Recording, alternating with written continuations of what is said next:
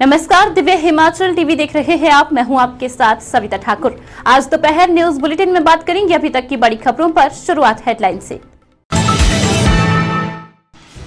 कुल्लू में झमाझम बारिश, उफान पर नदी नाले। हमीरपुर में मानसून को लेकर अलर्ट, नदी नालों के पास न जाएं लोग। बारिश से सड़क पर आ गया मलबा, स्कूल नहीं पहुंच पाए बच्चे। ब्राउन्स मेडल विजेताओं का स्वागत, कन्याकुमारी में हमीरपुर का जलवा। 1600 से ज्यादा बच्चों को फायदा, अब तक 44 लाख खर्च। अब खबरें विस्तार से। जिला कुल्लू में आज झमाझम बारिश हुई है। सुबह 4 बजे से जिला में बारिश शुरू हो गई थी। हालांकि इसके बाद मौसम खुल गया और उमस भरी गर्मी शुरू हो गई, लेकिन दोपहर को फिर मौसम खराब हुआ और बादलों की गड़गड़ाहट के साथ बारिश शुरू हुई। वहीं बारिश होने से नदी नाले उफान पर आ गए हैं। बारिश होने के बाद गर्मी से राहत जरूर मिली है, लेकिन तेज बारिश से लोगों में टेंशन भी पैदा हो गई है कि फिर आपदा का कहर न बरपे।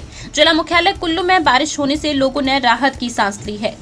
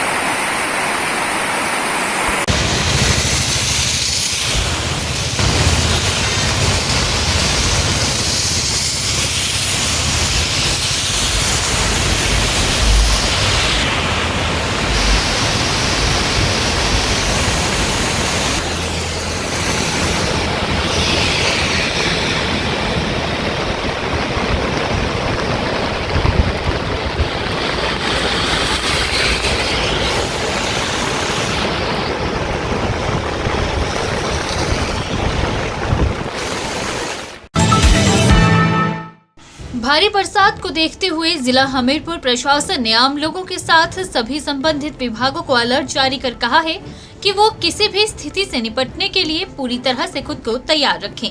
लोग नदी नालों के पास न जाएं। डीसी अमरजीत सिंह ने बताया कि लोक निर्माण विभाग, जल शक्ति विभाग, फायर ब्रिगेड, होमगार्ड और दूसरे सभी संबंधित विभागों को निर्देश जारी किए गए हैं कि वो मानसून सीजन को देखते हुए अपनी तैयारी को पूरा रखें और जरूरत पर किसी भी स्थिति से निपटने के लिए मुस्तैद रहें। उन्होंने लोगों से भी अपील की है कि वो खासकर सुजानपुर और नादौन के ब्यास नदी के किनारों पर खास तौर पर सावधानी बरतें। ये जो ब्यास नदी के किनारे हमारे जो क्षेत्र है, खास तौर पे सुजानपुर और नदौन का एरिया, और इसके अलावा भी कई खड्डे और नदी नाले जो नाले हैं वो और इलाके में भी पूरे जिले में हैं, जो कि बरसात में अक्सर उफान पर रहते हैं, जल स्तर बढ़ जाता है।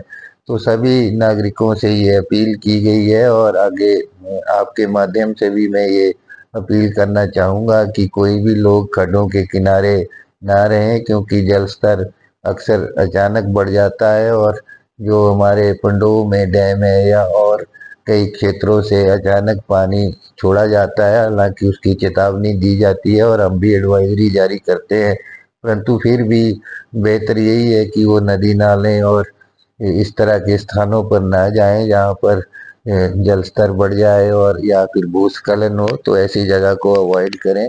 और हमारे पंचायत स्तर तक व्हाट्सएप ग्रुप्स है जहाँ पर हम अगर पीछे से पानी छोड़ा जाता है तो उसकी एडवांस वार्निंग हम उसके तहत हम उसको ट्रांसमिट करते हैं ताकि लोगों में ये मैसेज तुरंत जाए।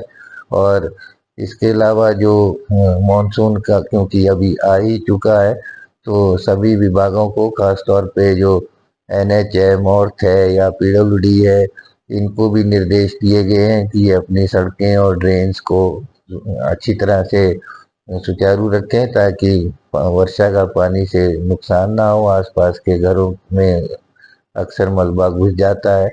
लोकल बॉडीज, पंचायतें जो भी नाले वगैरह हैं उनकी सफाई का उनको उनको निर्देश दिए गए हैं ताकि जो जब फ्लडिंग हो, पानी ज़्यादा आए तो लोगों को नुकसान ना हो।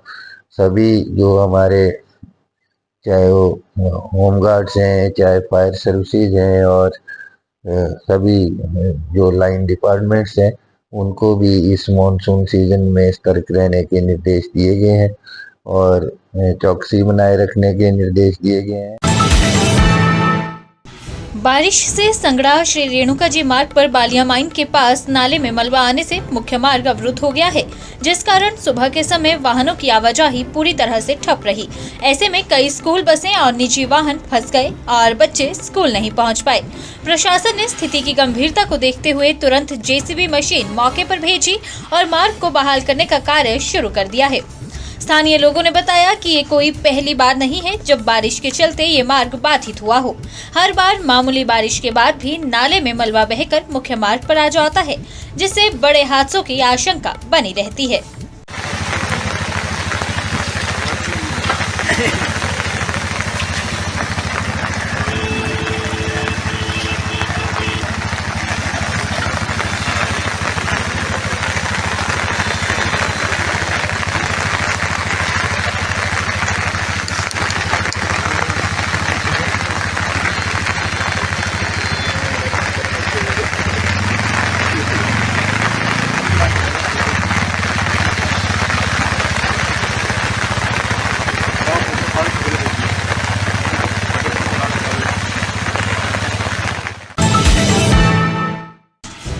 राष्ट्रीय योग ओलंपियाड में हमीरपुर जिला के 2 छात्रों ने अंडर 14 वर्ग में टीम इवेंट में ब्राउन्ज मेडल जीतकर प्रदेश व हमीरपुर का नाम देश भर में रोशन किया है।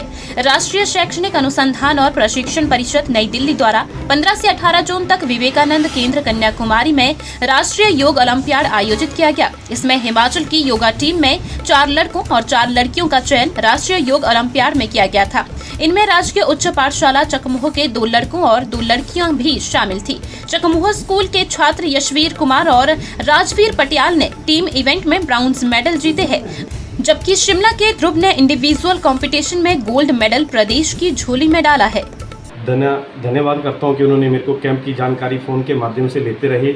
एडीपीओ साहब करतार चंद जी, हमारे शारीरिक शिक्षा संघ के प्रधान राकेश जी, सभी फ़ोन के ऊपर 7 से लेकर 10 तक गवर्नमेंट हाई स्कूल में कैंप लगा। 10 तारीख को हम यहाँ से रवाना हुए और 13 तारीख को हम वहाँ पहुँचे। 14 को हमारी वहाँ पे जो भी फॉर्मेलिटी रहती है वो हमने की। 15 तारीख को ओपनिंग हुई और हमें पता चला कि 17 तारीख को हिमाचल प्रदेश का इवेंट होना है। कंटिन्यू हम प्रैक्टिस करवाते रहे, ट्रेन के में भी करते रहे और वहाँ भी चलो बच्चों का खाने का थोड़ा सिस्टम साउथ इंडिया में हमारा बच्चों का नहीं लगता है। वहाँ जाकर कुछ एक बच्चों की तबीयत भी ख़राब हुई, लेकिन आप सबके सहयोग से बच्चे फिर ठीक रहे। कंपटीशन सुबह हमारा 9:30 बजे हुआ। आसन बहुत बढ़िया निकले और हमारे मन में भी लगा कि नहीं, हमारे बच्चे बहुत बढ़िया करेंगे। जैसे ही हमारा कंपटीशन शुरू हुआ, आसन में मेरा मानना है कि बहुत ही बढ़िया नंबर हैं, किराए में भी हमारे बहुत अच्छे नंबर हैं और इस तरह से एनसीईआरटी इसको डील करती है। आयुष मंत्रालय इसके साथ के सहयोग से एक कंपटीशन होता है और इसमें किसी का कोई बिल्कुल फेयर काम होता है। और देखिए, जब भी रिजल्ट निकलता है तो सबसे अच्छी बात ये होती है, ना तो हमें पता होता है ना बच्चों को पता होता है कौन सी पोजीशन है। सिर्फ हमें आदेश हुआ कि आप अंदर जाइए और लेफ्ट साइड में बैठिए, वहाँ पे बता दिया गया। तब भी हमें पता नहीं चला कि कौन सी पोजीशन है, कि नहीं हमारे में भी हमारे बच्चों में काफ़ी जोश है और इसी तरह डिपार्टमेंट हमारा सहयोग करता रहे तो वो दिन भी दूर नहीं जब तक हम गोल्ड मेडल लेके ना आए।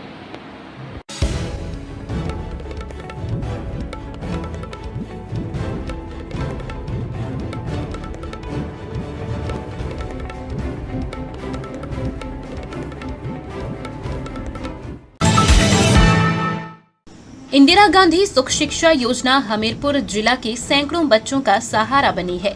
मात्र 2 साल के कार्यकाल में 1600 से अधिक लाभार्थी बच्चे योजना के पात्र बने हैं।